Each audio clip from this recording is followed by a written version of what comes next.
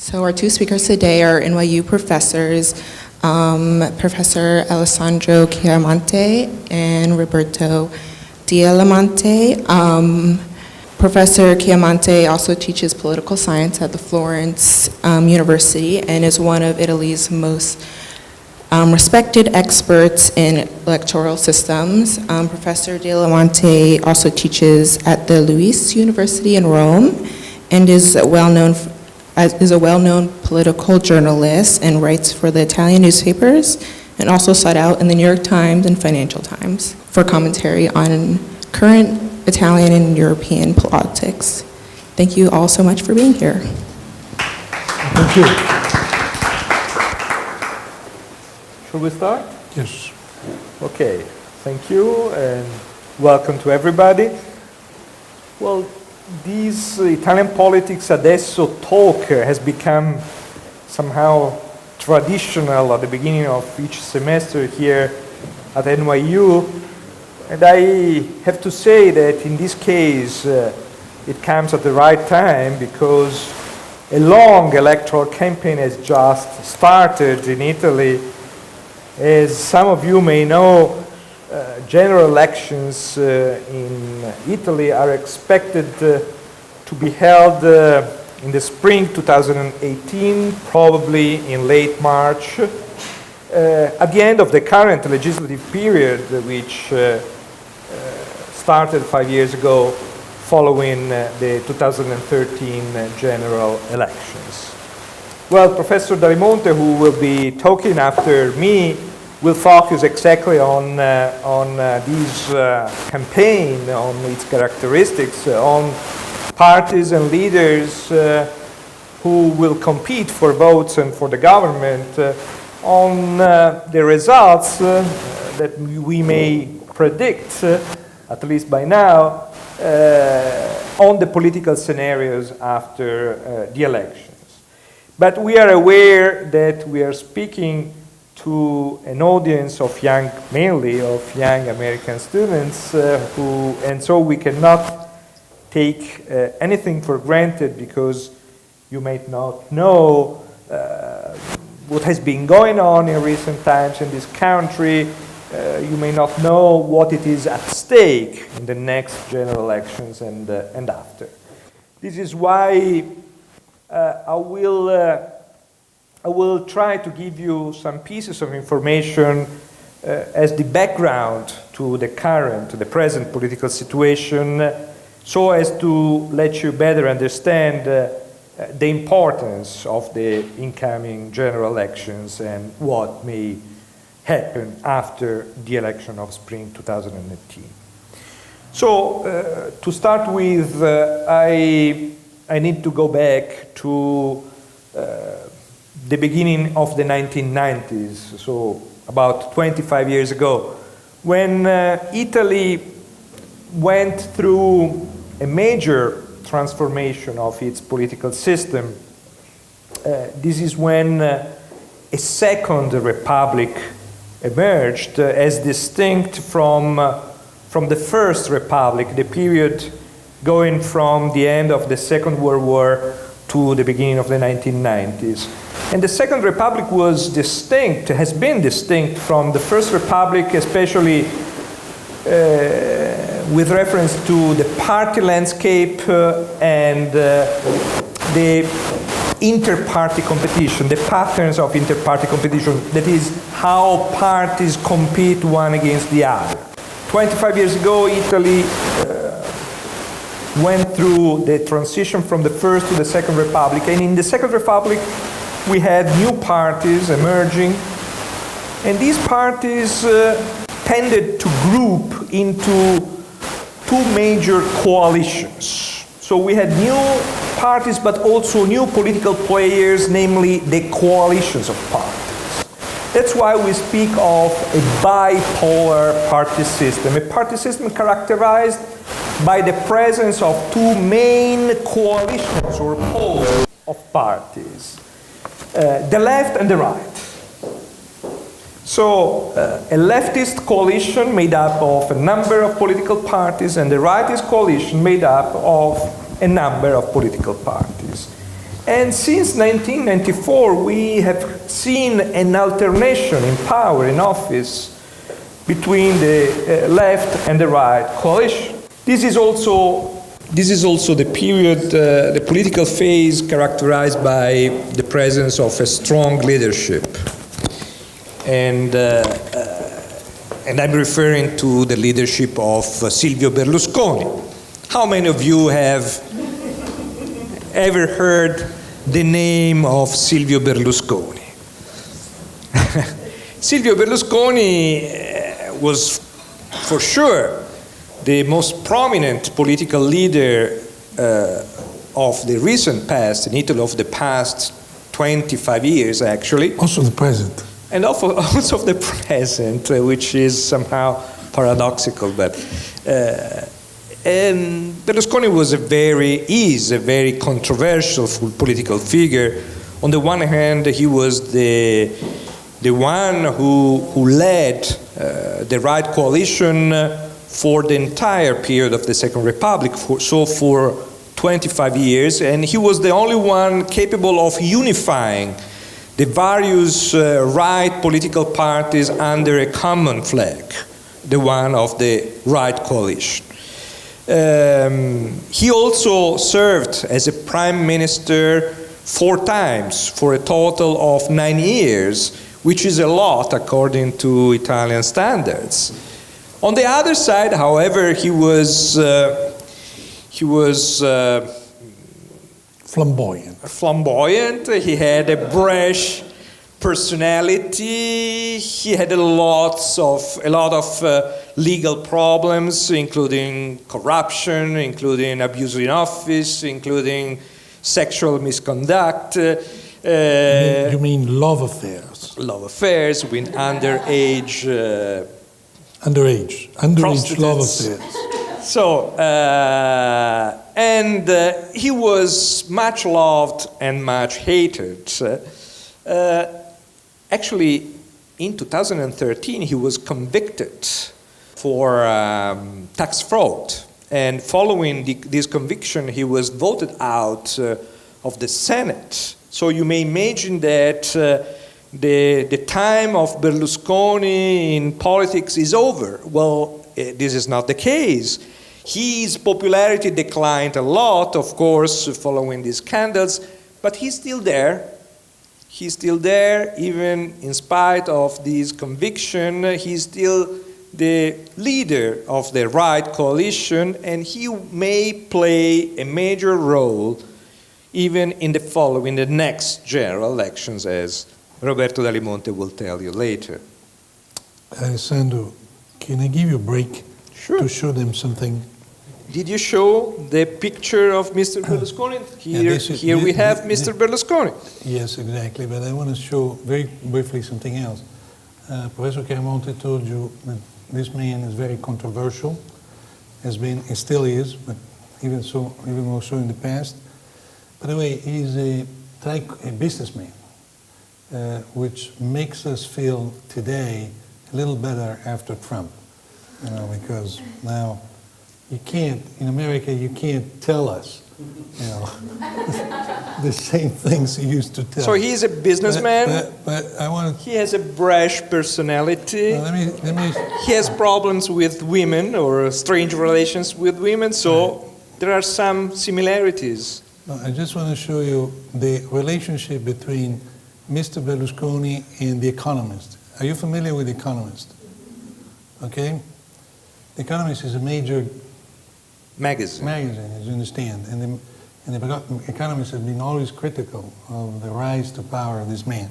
These are some of the covers of The Economist. Why Silvio Berlusconi is unfit to lead Italy. Dear Mr. 2001. Berlusconi, our challenge to Italy's Prime Minister. Basta. What does it mean? It's enough. Enough is enough. Time for Italy to sack Berlusconi. Can you imagine a major magazine read all over the world that comes out with this kind of statement? Mamma mia, here we go again. This is still The Economist. That's all, folks. This is when it seemed that Berlusconi, this is when it seemed, even to The Economist, that Berlusconi was out was not out. November 2011, it is when Berlusconi resigned. And many thought that this was the final act for Berlusconi as a politician. Well, 6 years later, we may say he's still and this is Berlusconi coming back in good company now, and Professor Chiaramonte will tell you why. Next to Berlusconi, there is a comedian, Mr. Grillo, but this is the story that Professor Chiaramonte will get to.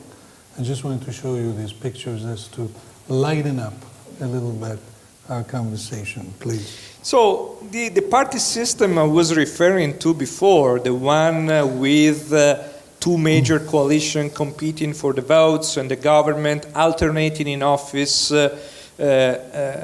election after election, lasted until 2013. Then, in the last general elections held in February 2013, the outcome was an earthquake, was completely different from the previous elections and introduced many novelties. Actually, from a number of points of view, those elections were really a tsunami, an earthquake. And I can tell you something about this. For instance, the 2013 elections in Italy were the most volatile in the entire history of the Italian Republic and the third most volatile election in the history of Western Europe since 1945. What does volatile election mean? It means that the net change of the relative strength of parties in terms of vote was very high, was actually huge. So everything changed. Many parties lost a lot of votes, new parties emerged and gained a lot of votes. Just to make some example, almost one out of two Italian voters changed the party they voted for compared to the previous elections. 1 out of 2 is huge. 35% of the total valid votes were cast in favor of brand new political parties. That is, parties that had never run in previous elections. A brand new political party, so one of these new parties, the Five Star Movement, turned out to be the largest Italian party with 25.6% of the votes. Consider this party was founded in 2009. The first general elections it ran with its list, 2013. In the end, it's the largest Italian party with more than 25% of the votes. Consider that in Italy there are many political parties, so 25% of the votes is a very high share of the total votes. Why this phenomenon? Let's show, who is the leader of this party to start with?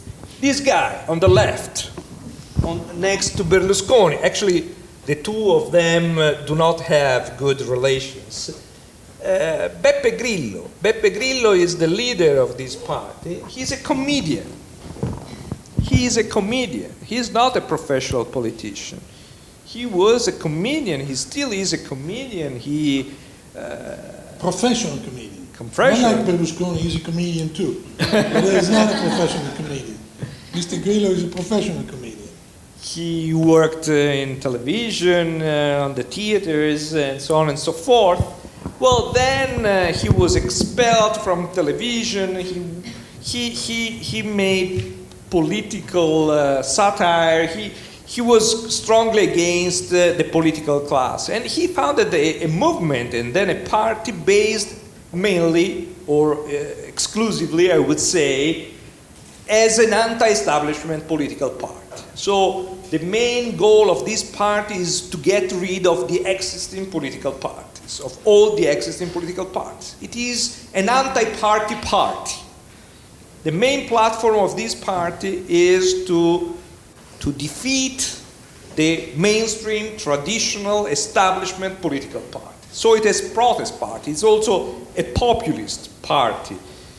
And And exactly taking advantage of the difficult economic situation, of the anti-political sentiment going on in Italy because of the political scandals, because of political corruption, this party was able to gain a lot of votes, more than 25% of the total votes in the 2013 general elections.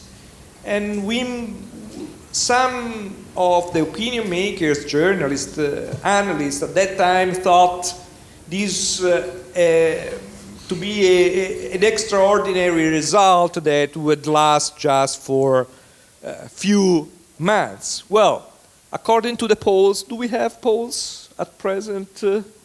Probably we have something.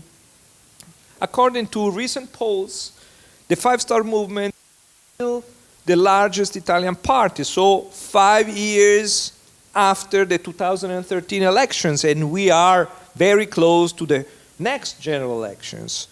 Well, it depends on the polls, but the Five Star Movement is expected to be at 25, 26, but even higher according to certain polls. So even close to 30% of the total votes, and leading compared to various other political parties. So an extraordinary result in the 2013 elections, the victory, actually no one really won. After 20 years of governments from the left or from the right, in the 2013, no one actually got the majority of seats in parliament and was able to form a government by itself. So a coalition of different coalitions of parties or parties belonging to different coalitions were needed to form the new government. And the first one to form the new government was Mr. Letta, Enrico Letta, member of the Democratic Party, which is the largest party of the left. And Letta became the prime minister of a government supported by parties belonging to three different coalitions: the left, the right, and a centrist coalition which had been led by a technocrat, Professor Monti, who had been prime minister just before the 2013 elections, but I'm sorry, I cannot go into details. This government lasted for a little less than 1 year, then it was replaced. It was replaced by a government led by this guy, the one here in this picture, Matteo Renzi. Matteo Renzi, at the time of his appointment as prime minister, was the leader of the Democratic Party, a young political leader. He was 39, actually the youngest prime minister in the entire history of Italy since its unification. He was even younger than Benito Mussolini, the fascist dictator, when he became a prime minister in 1922. Matteo Renzi was very popular at that time, very popular. Was by far the most popular leader, the more popular leader in Italy, because he had campaigned heavily against the political class. He was somehow populist, even Renzi.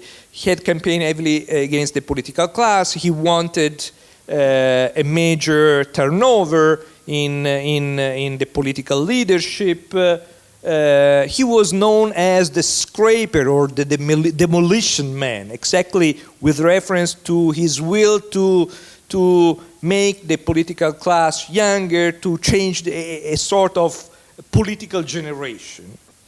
74% of the people consider Renzi the right prime minister at the right time. In 2014, at the beginning of 2014, when he was appointed prime minister. Few months later, in May, there were elections for the Italian representatives to the European Parliament. And Renzi's political party gained a lot of votes, actually performed very well with 41% of the total votes, coming down from 25%. So a huge success for Renzi's party. Everything was on his side. He appeared to be the leader for the future of Italy, also because he wanted badly to renew the Italian political system. His main goal was to change the Italian constitution, to modernize the institutional architecture of the country. And in order to do so, he instigated a reform, a major reform, dealing with different issues. For instance, the structure of the Italian parliament. The Italian parliament is bicameral, and the two chambers, the lower and the upper chamber, represent the same people and have the same duties. So they are somehow dysfunctional. They should not work this way. And everybody knew that a reform was needed to change this symmetrical bicameral structure of the parliament. Well, he did so. He tried to start a process of constitutional amendment in order to change the role of the upper chamber, the way it is composed, its role within the legislative process. And he tried to do many more things. He tried to reform the setting of the local tiers of government. He changed the way the president of the Italian Republic is elected. So a package of major constitutional reforms. Now, in order to pass a constitutional reform in Italy, you need to approve the reform in both the chambers of parliament by a majority of 2/3 of the members of the two chambers. He could not have a support of the 2/3 of the members of each of the two chambers, but he was able to amend, to make the constitutional reform pass by an absolute majority. In this case, the Italian constitution requires that the constitutional reform passed by the parliament must be confirmed by means of a referendum. And Renzi knew since the beginning that a referendum would have taken place at the end of this process, and he thought that this referendum may be good for himself because, it would give him a legitimacy, a popular legitimation of this major reform, because he was quite confident in a success in this referendum. I didn't tell you, I haven't told you yet that between 2014, when he was appointed Prime Minister, and 2016, when the process of constitutional amendment or reform ended, his popularity had declined a lot. Had declined because of the economic situation. The Italian economy was still stagnant, because of the feeling that corruption was still going on. So he had lost his touch with the Italian people. And this is the main reason why he actually lost the referendum on the constitutional reform, which occurred in December 2016, so just 10 months ago. And this was a major defeat for Renzi, and also for the idea of a renewal in the institutional setting of the country. A few days after the outcome after the referendum of December 2016, Renzi resigned, and a new prime minister was appointed. His name is Gentiloni. Do we have a picture of Gentiloni? No, because Gentiloni, poor guy, he's almost no one knows him. Because many think that actually Renzi is governing by means of Gentiloni. So no one cares much about Gentiloni. Anyway, we have a new government led by Mr. Gentiloni, and who is very kind, who's very well. Actually, he's becoming popular. He is much more popular than Renzi himself at this point. Actually, we see even a sort of economic recovery. The economic growth is a bit higher than in the past. Gentiloni is not a controversial figure at all. Well, this is the government who will bring Italy to the next general elections, and this government is going to approve in the next few weeks the budget law, and this will be probably the final political act of this government, because, as I said at the beginning, the electoral campaign in the view of the next general elections has just started, and so we'll see what is going to happen. So this is where I pick up from Alessandro. And I think that the easiest way to try to guess what can happen in Italy after the next general election, which you heard is going to be held probably in March or April of 2018. The best way is to look at this chart. These are voting intentions, these are polls, but they give us some indication of what the political landscape is in Italy today. You already been introduced by Professor Chiaramonte to this party, the Five Star Movement, whose founder is the comedian that we have seen, and whose leader has just been appointed this weekend. A new leader has been appointed this weekend in a major political convention in Rimini, which is a resort town on the Adriatic, and is a young guy, only 33 years old.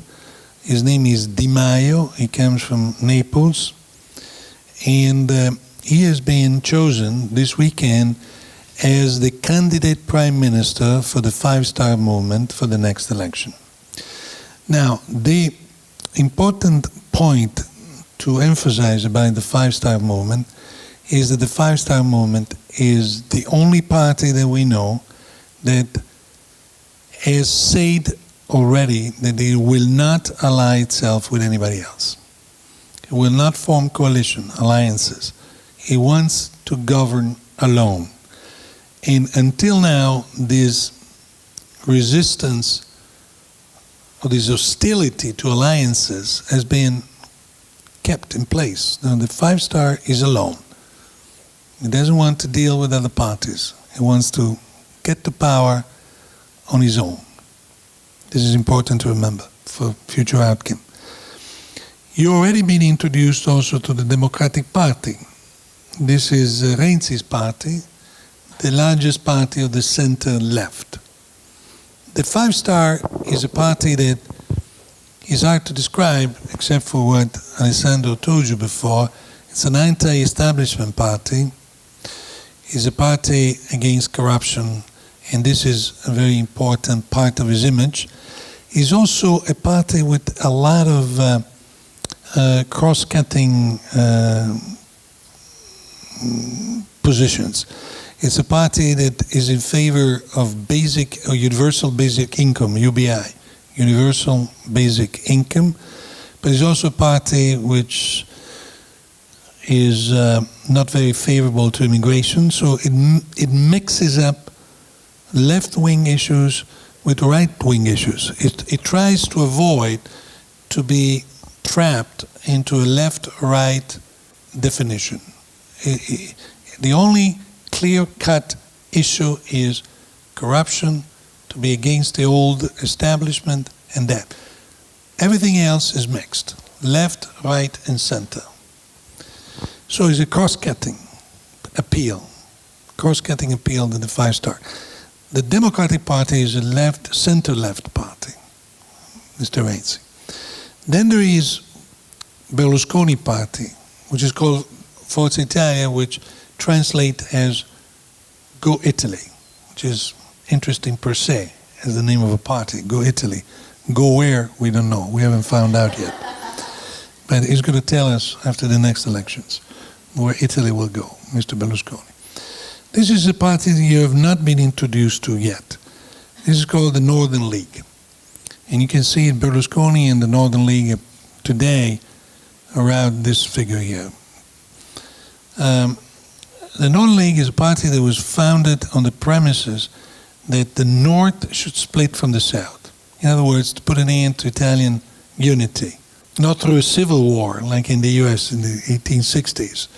No, through a process by which the Northerner, like the Catalonian, are you familiar with the Catalonia, what's going on in Catalonia today, you know? The attempt by Catalonia to separate from the rest of Spain. Well, this has happened in Italy before. In the 1990s, actually in the 1980s, the leader of this party, who is now an old man, his name is Bossi, he came up with the notion that the North should split from the South and should create the Republic of the North, with a name which was called the Republic of the Po Valley, because you know the Po River cuts across the north. Today, this secessionist appeal has been tuned down, but it's still called the Northern League, the League of the Northern People. It's a center-right party.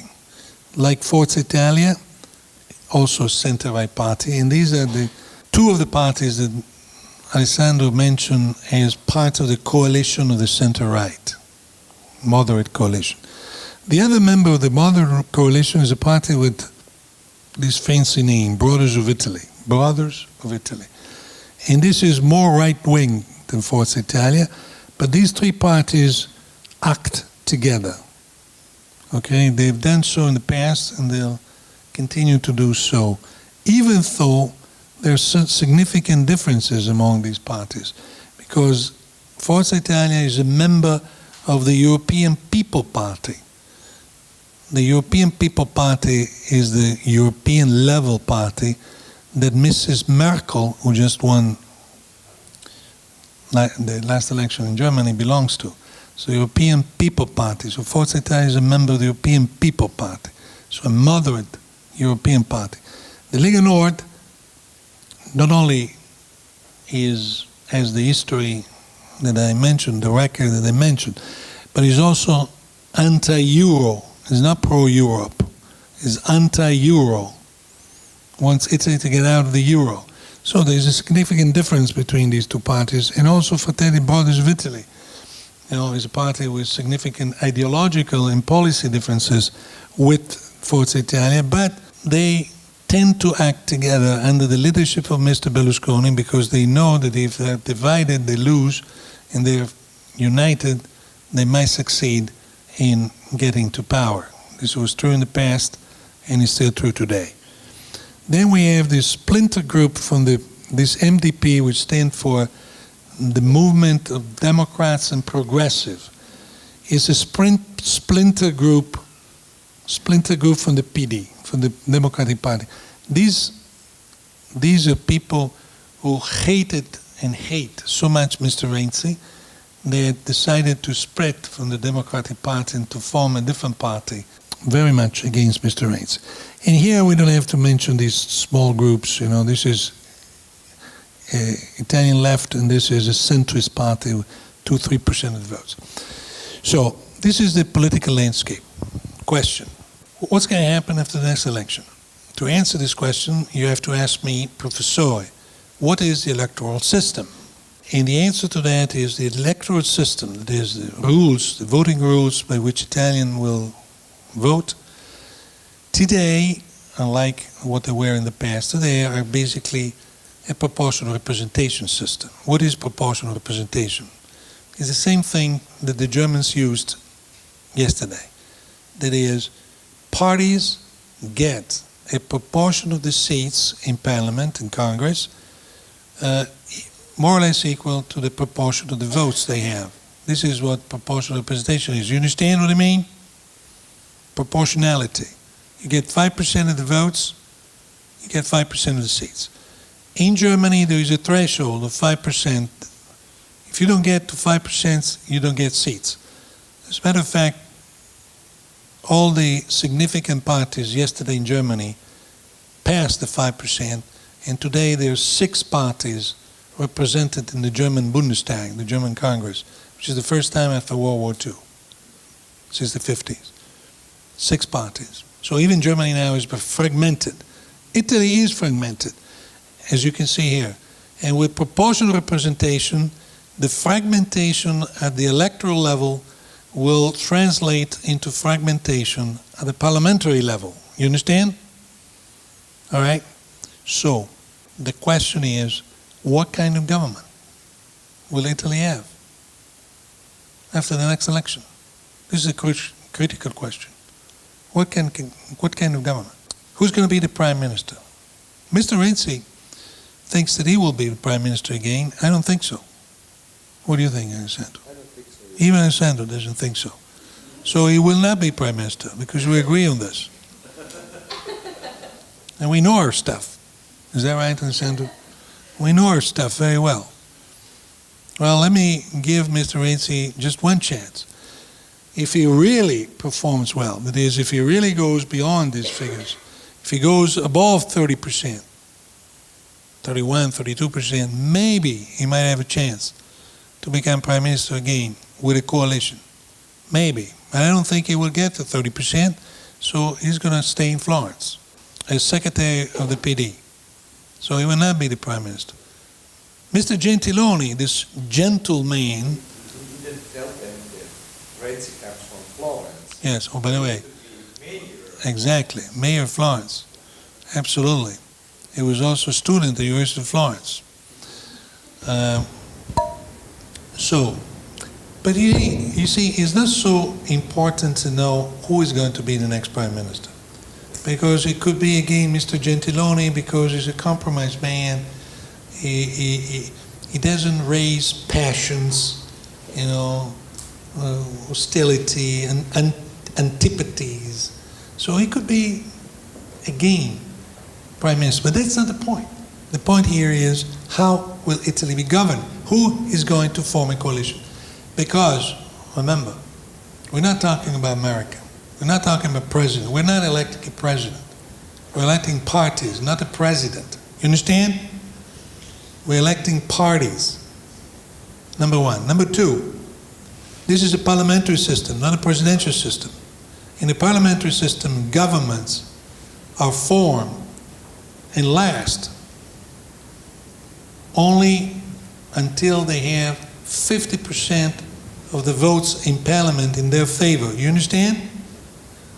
So if you do not have, if a party does not get 50% of the seats on his own, look at that.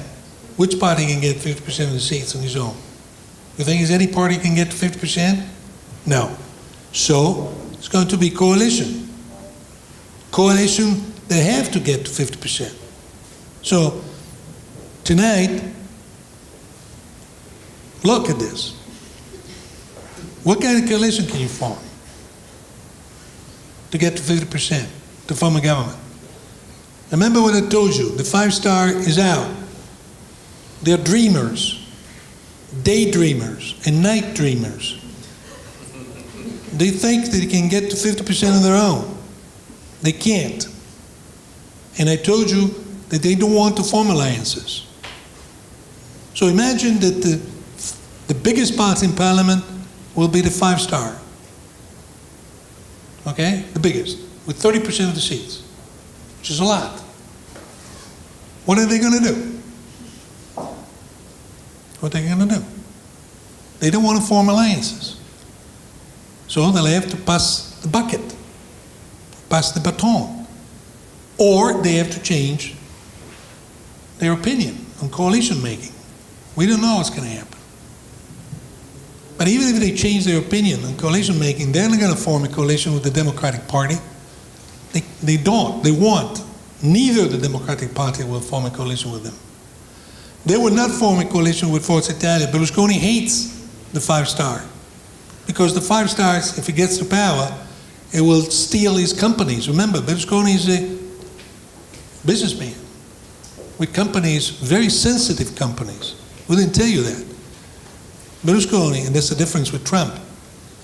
Trump owns real estate. Berlusconi owns real estate and the media. He's the largest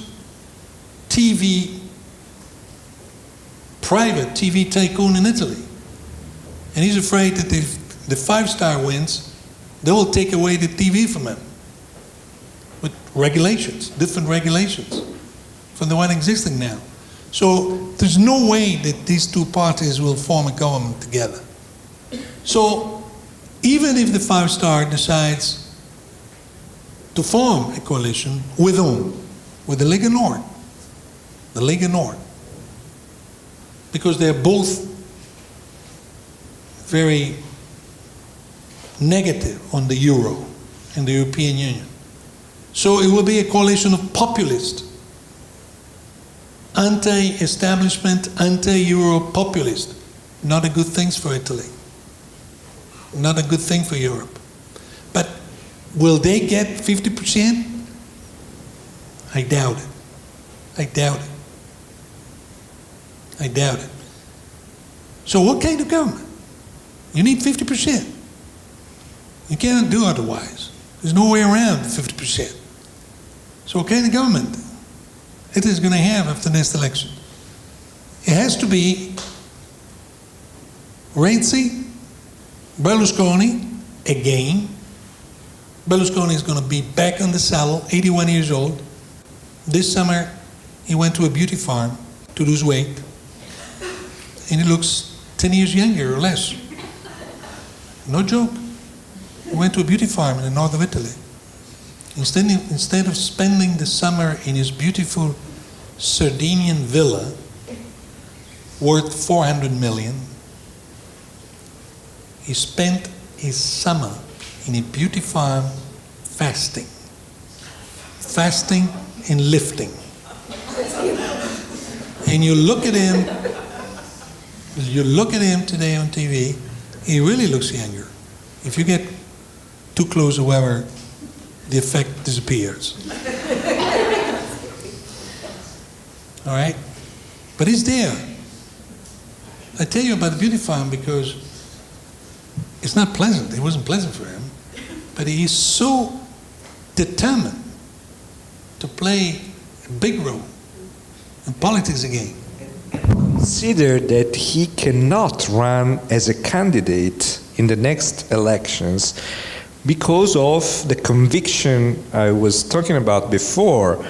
According to a law in Italy, those who are convicted for a crime worth 3 years of sentence cannot serve in office for 6 years. So he will not be able to be candidate or to have a position in office until 2019. But he's still the leader of Forza Italia party and probably the center-right coalition, also because he owns for the Forza Italia party. It's his own political party. This is an important point. So he cannot become prime minister, but what he wants to do, he wants to play the game. He wants to be the kingmaker.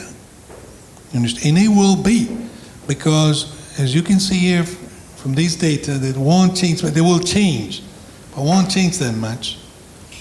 The only likely coalition in Italy after the next election is PD, Democratic Party, Forza Italia, and maybe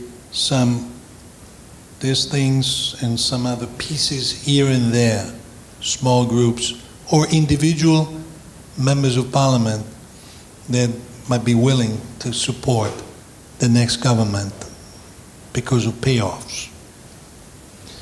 But such a coalition, will it be stable? Will it be effective? I have a lot of doubts. I hope so. I hope so because Italy faces a lot of problems. Let me show you some of the problems that Italy faces very quickly, and then we'll go on to question. The biggest problem that Italy is facing is this, is the debt. Italy has a huge debt, national debt.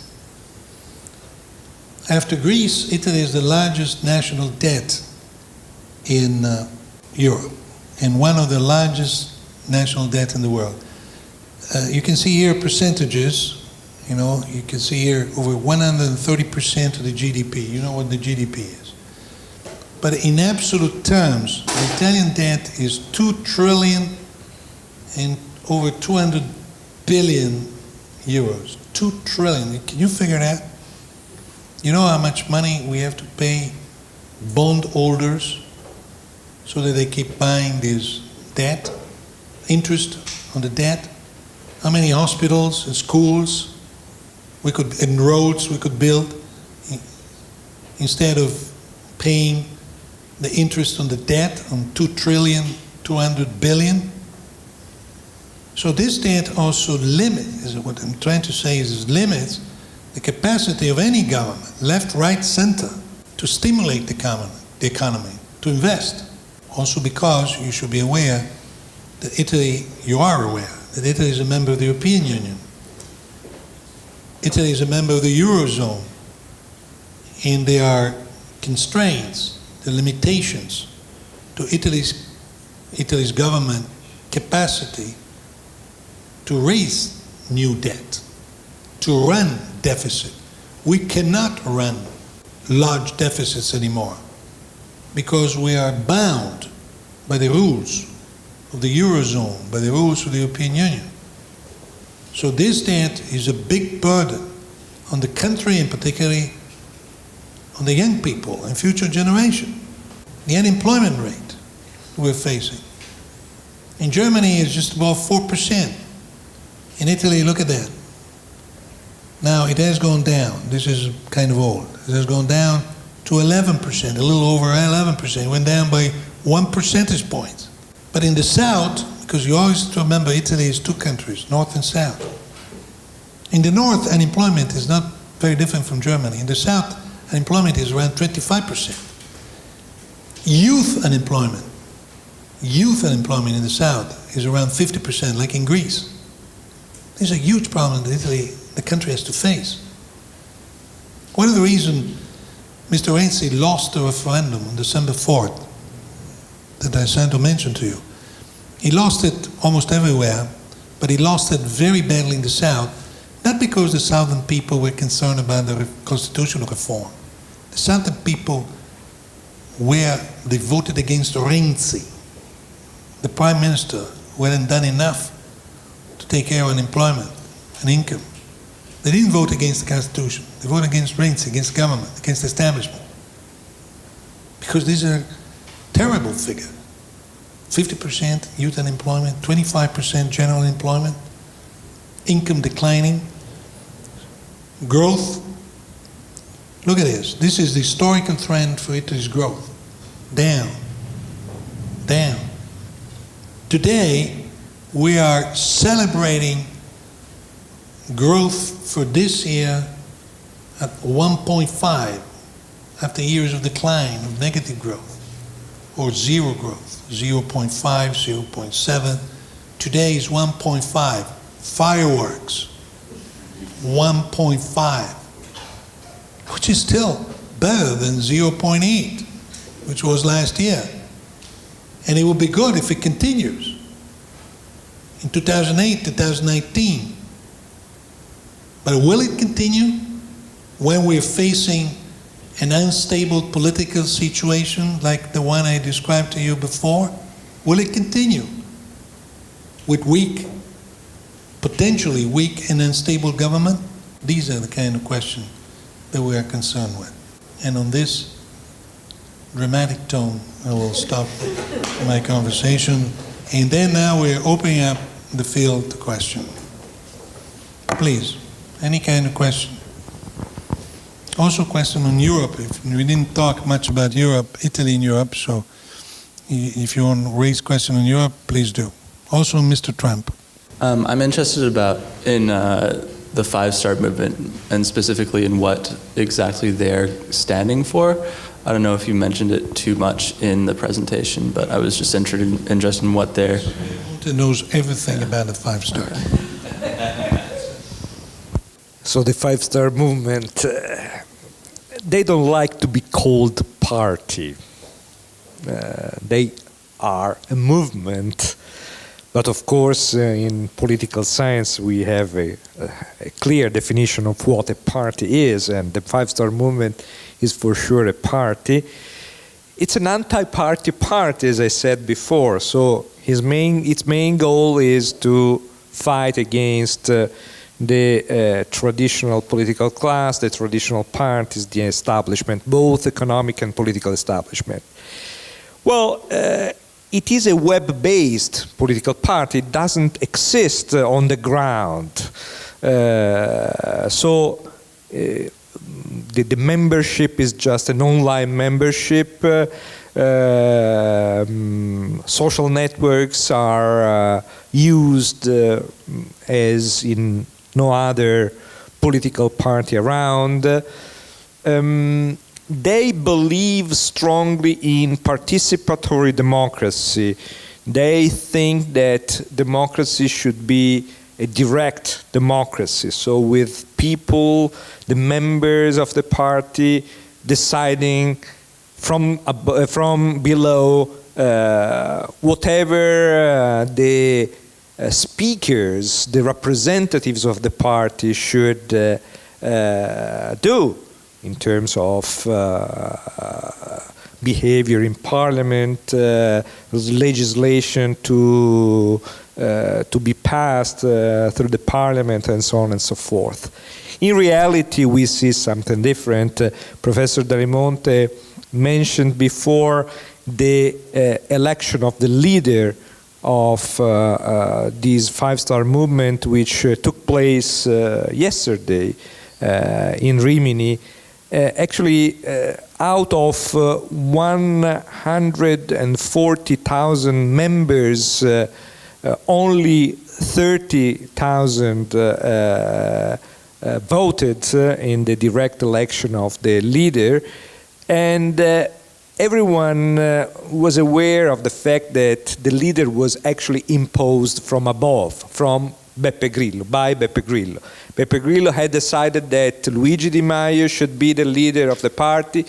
Beppe Grillo owns the platform through which the election takes place. Beppe Grillo has decided the timing of the election. Beppe Grillo has decided that Di Maio should be the prime candidate for the leadership. What are you trying to say?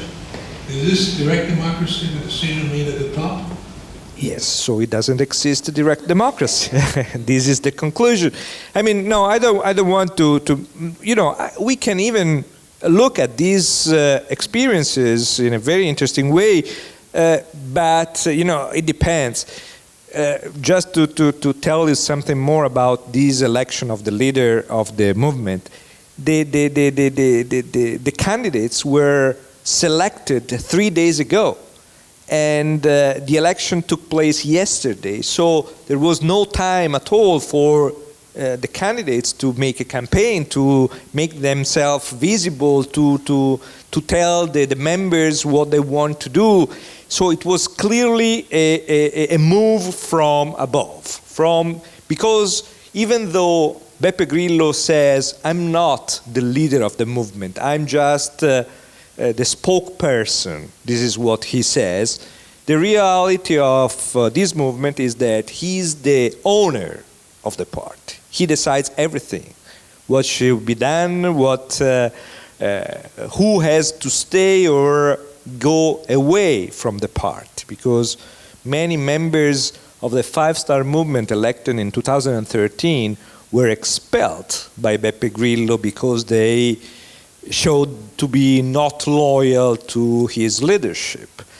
In other words, he has a strict control on the parliamentary group, And he's the real leader, even though he says now we have a new leader, the base through direct democracy, this new leader has been chosen, but this is not what really happened with this movement. But it's also, let me add just one thing, for example. But they have certain things that are very popular. One is term limits. Anyone cannot serve either mayor, city council, or representative or senators. No one can serve for more than 2 terms. This is very popular in Italy. They give up. But they want to change this. Maybe. Because those who are in office are thinking, well, maybe we have only one more term to Right. There's a pressure to change that, but this made them very popular. I told you about universal basic income, which is a left-wing policy. But I told you, for example, their opposition to immigration, which is more conservative, right-wing. I told you before, this is a party that mixes up left-wing and right-wing issues because it doesn't want to be perceived as right-wing or left-wing. It's both, in a sense. But the hallmark is corruption, being against corruption, being for no financing of political parties. It is against politicians' privileges, like having pensions after serving for 1 term in parliament, which used to be the case, generous retirements for politicians. So these kind of things that made them very popular. Any other question? Do you have an opinion on which party would be best for raising the GDP and employment rate in the next election cycle, or is there a generally recognized opinion? I have an opinion on everything, but this, because really there's not a single party that can really change things in Italy. And I don't see around any single leader that can change things. It will take an act, as I explained to you, a coalition of such strange bedfellows, in my opinion, does not bode well for effective government. What can change things in Italy is, first of all, effective European policies. That is, and after the election in Germany yesterday, I'm not so sure. I'm not pessimistic about Germany. Germany is a strong country, great economy, solid political culture, responsible political class. But after the vote yesterday, Germany is facing problems too. It is the first time, I think I mentioned to you, in post-war history that there is a right-wing party in parliament in Germany. And, this is a new thing. The vote has weakened the traditional parties. So we'll have to see how Germany, what kind of leadership Germany has. Italy needs a strong Europe, a strong growth at the European level to be pulled. I am pessimistic that Italy can do it by itself. Under normal circumstances, the time when Italians express their best, give their best, it's in times of crisis, in times of defeat, when they have to, what is the expression in America, pull their boots from this. Thank you, Lisa. Let me try this again. Pull themselves up by their bootstraps. We've seen it after World War II. We see it when there is a major earthquake. For example, Amatrice and stuff. In times of crisis, Italians pull themselves together. But I'm not here to wish a catastrophic crisis for Italy. And so I'm afraid that without a catastrophic crisis, we're going to limp along and hoping for, to be in a sense pulled. So I'm not, maybe I'm too old and I've seen too much already. I lost my hopes maybe, and so I'm biased. But I do not see the kind of leadership, the kind of effective government that we need to move more quickly. The best we can hope is to move along, maybe incrementally, but I'm sorry for being so pessimistic, but Italy is still a great country to be and to live in. But look at this chart. To be able to. The other question you can ask, what does it take? This is a better way to see it. What does it take for Italy to really go back to the kind of growth that we saw here? These are the years even before here. This kind of, look at this, 10%. 10% GDP, this is China. Italy at one point was like China. 10% growth to the GDP. What would it take? What would it take? It takes investments. You don't get growth without nothing. It takes investments in new technologies, innovation. It takes innovation, investments. And where are these? We have a system that forces bright minds to leave the country. I tell myself, my students, the brightest students I have, I see what the contest is, how difficult it is to make it for young students, bright students in Italy. For many reasons that we cannot go into is today. So I tell my students, go out. Where there are more opportunities. And in spite of what you think about your country, there's still more opportunities in your countries than there are in Italy. It is true not just for Italians, for lots of people around the world. That's why a lot of young people, the country where most bright young people, and not bright, even not bright young people want to go in the world is America. There's a reason for it. Because there's still more opportunities in America than anywhere else in the world for young people without connections. And look at investments. Let me show you a chart here. The cost of justice, number of days necessary to get a first sentence in a civil suit. This is an indicator of how our judicial system works. The rule of law. Look at this. Italy. It takes the first sentence. It takes over a year to get a first sentence. You know what the average final judgment in a civil suit? Contract. To enforce contract, which is so crucial for stimulating investments, for attracting investments.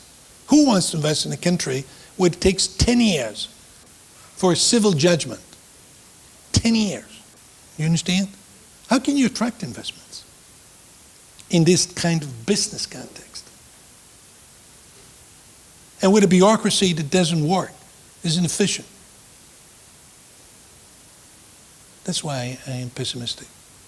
But at the same time, this is a beautiful country, and I don't want to leave it. Also because I don't need other opportunities. But maybe I should have left it when I was your age. That's what my wife sits there. She's American. That's that white lady there. I met her when in high school in America, in Dayton, Ohio. She's my prom date. Is that right, Cindy? Because you don't believe it. She's my prom date. I was 18 and she was 16. We married 10 years later when I was at the University of California, Berkeley. And she was in San Jose, and I met in the street. Not quite. No, it was different. Not exactly bumping on air. But it was 10 years after the prom date. At that time I was 28, she was 26, and I never found out why she was not married at 26 in those days. It's a joke. In those days, girls married earlier. But you know what she told me? She was waiting for me. That's what she told me.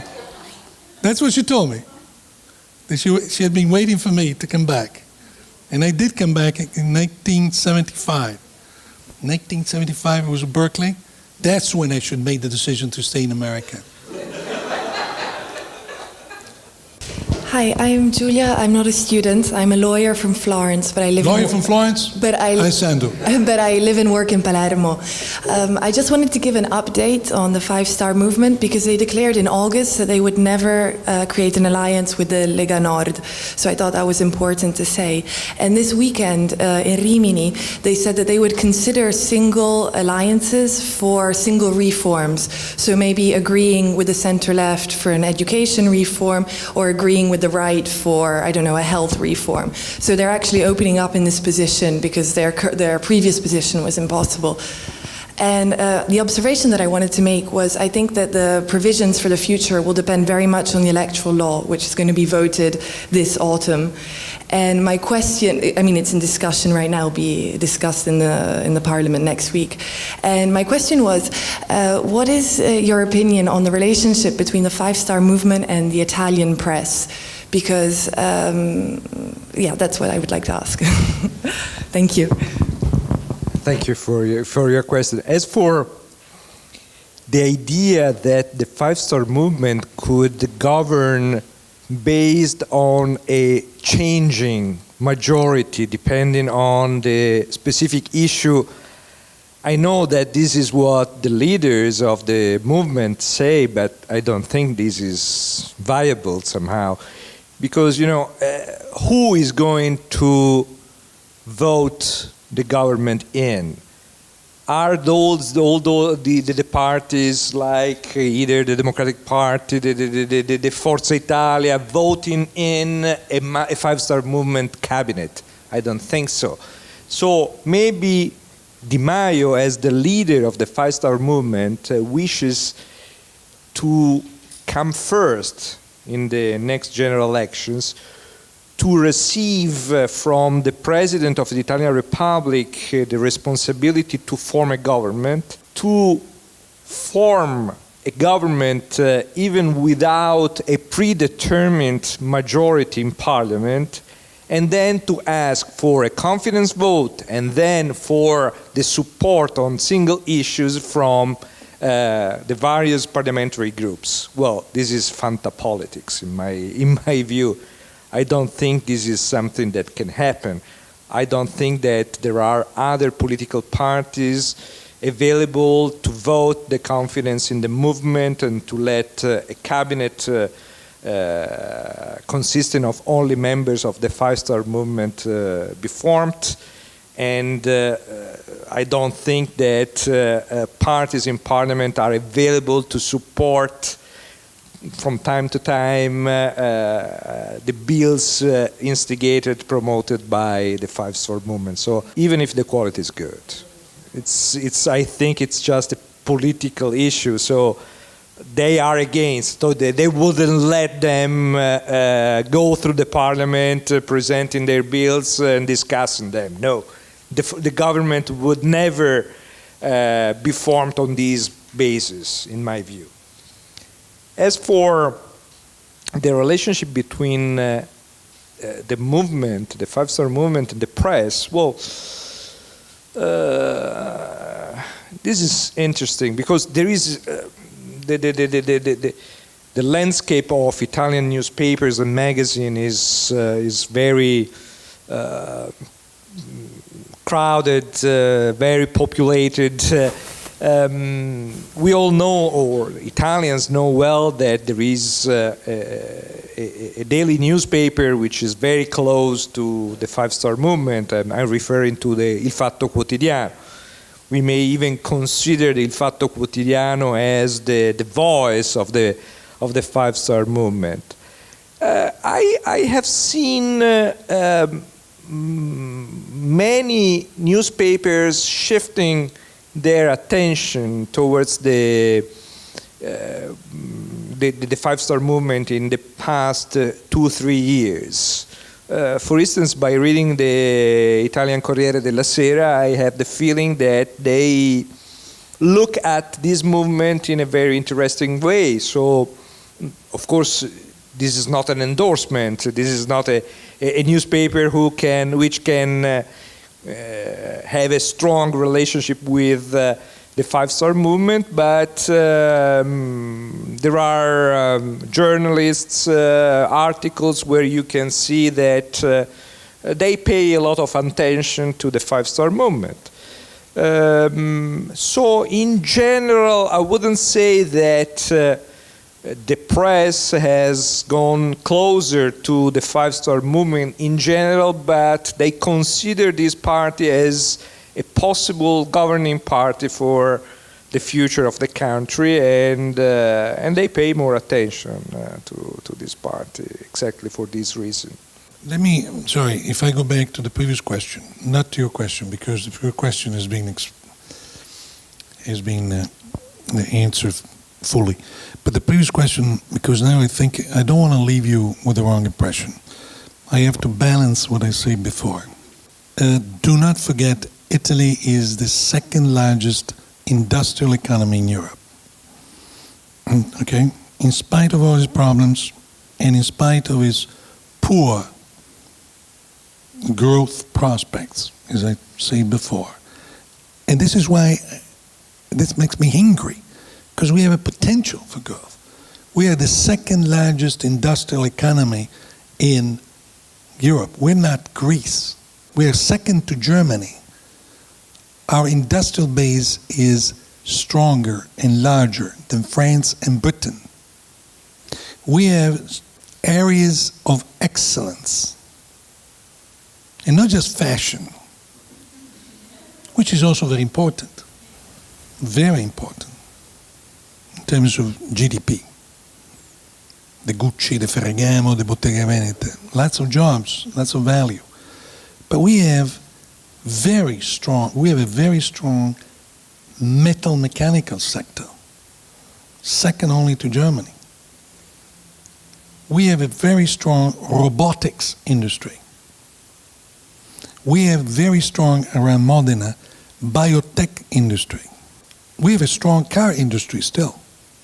We bought Italy, Fiat, poor little Fiat, bought Chrysler, for example. We have Ferrari, and Maserati, and Ducati, and Lamborghini, just to mention. They've been sold to Germany. Yes, but they are here. But they are here, not Ferrari yet. Lamborghini, it's true, and Ducati, it's true. Ducati is owned by Volkswagen, but it's here. Forget ownership. The skills are here. And then we have tourism, which we should exploit even more than we do. And we don't because we're poorly organized. But tourism is a great source of growth. And then we have agriculture, and we can do much more with our agribusiness and food, Italian food. But we missed opportunities, which is crazy. Think of coffee. Is there any better coffee in the world than Italian coffee? Or not? And yet, what is Starbucks doing? Nespresso. Who is Nestlé? You understand? We missed opportunities. But we have still tremendous opportunities in these areas, you know. So maybe there is a little hope. Any other question? Quickly, please. Sorry, this isn't particularly relevant to your talk, but I was just wondering if you could quickly give your opinion on how Italy is being affected by the Brexit. Well, actually, it's going to be a short answer, because we still don't know how Brexit will play out. Because the negotiations between Britain and the European Union on the terms of Brexit have not even started. Now, the only thing I can tell you is Theresa May was here in Florence the other day. Did you know about that? Theresa May, the British Prime Minister, was in Florence, and he gave a speech, and in the speech he gave, she said to the 600,000 Italians who are working in Britain, do not worry. So I trust her. That's the most important thing that I can think of right now that affects Italy directly. The treatment of these 600,000 people that have been attracted to Britain, they're working in Britain, and they want to stay in Britain. And I think eventually they will stay in Britain under a different status, but they still stay there. And what Theresa May say here is reassuring. Hello, I have a question about the Democratic Party, because I think they're totally going in the wrong direction in the last month, because they're following the wrong issues like anti-immigration politics and anti-systemic politics, because I think that people that think that those are real issues, big issues, will never vote for the Democratic Party anyway. And I wanted your opinion. I wouldn't say that the Democratic Party is in favor of anti-immigration policies. I would say that the Democratic Party wants now to have a major control on the governing of this policy. You are referring, of course, to Minniti, the Italian Minister of Home Affairs, and what he did recently to stop the flows of migrants from the North African coasts. Well, I agree with you that it is pursuing the wrong policies not because of immigration. You have to consider that 80% of Italian people, as much as the general public opinion in Europe, thinks that immigration is a problem. So the perception of the vast majority of the European electorate, Italian electorate included, is that immigration is without control and we have to do more on this point. So not doing anything on this point would be a problem for the Democratic Party as much as for any other political party.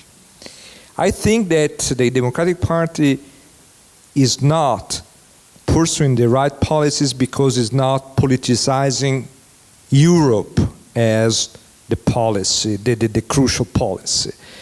We have seen in France that Macron won the presidential elections based on a strong pro-Europe platform. In Germany, Europe didn't play a major role as an issue because everyone is in favor of Europe except for Alternative für Deutschland, the new extremist right political party, but there is no major differences between the Social Democratic Party, the Christian Democratic Party. In Italy, there are strong anti-European political parties, as we know, the Northern League, the same five-star movement, even though it has been changing a little bit its positions. Well, I think that the Democratic Party should give an image of itself, it should represent itself as the strongest pro-European political party, and in my view, it's not doing this, and this is a mistake in my view. Just a very quick question. What type of voter makes up the five-star party?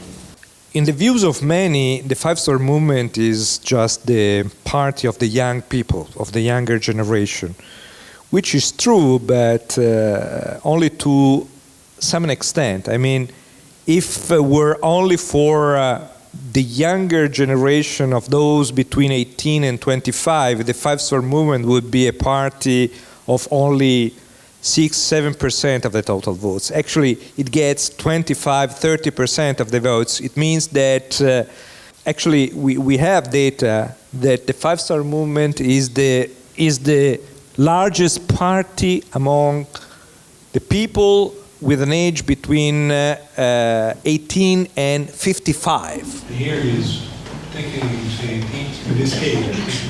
So in this case, we have only the category of those between 18 and 24, and see the difference. 25% over 65 is only 10. Look at the comparison. Well, but it's wrong. It's not the right, because between 18 and 24, the Five Star Movement is at least 35, not 25. I mean, this is but old. This is the Ipsos. But what is interesting is the comparison with the other parties. You see, they're much older. Between this those, is Berlusconi. This is the old name of Berlusconi party. This is the PD.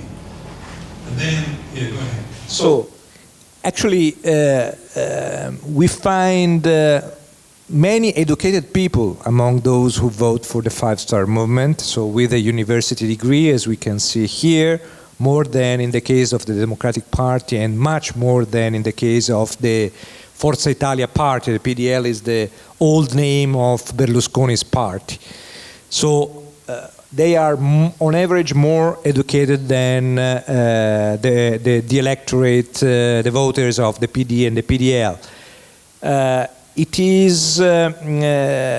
It is by far the largest party among the self-employed, among workers, and among unemployed. Not the retired. But look at the retired. In other words, the PD and the PDL are parties voted by old people, or let's say older people. Older people, yes, you are right. So, thanks, Lisa. Older people. Older people.